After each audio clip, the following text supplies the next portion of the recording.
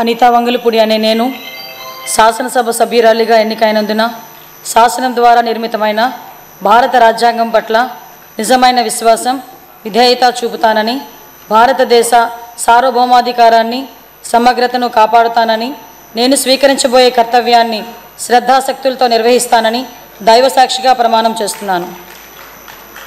ఆంధ్రప్రదేశ్ శాసనసభ సభ్యురాలినైన అనితా వంగలపూడి అనే నేను సభ నియమావళికి కట్టుబడి ఉంటానని, వాటిని అనుసరిస్తానని, సభ మర్యాదలను పాటిస్తానని, సాంప్రదాయాలను గౌరవిస్తానని దైవసాక్షిగా ప్రమాణం చేస్తున్నాను.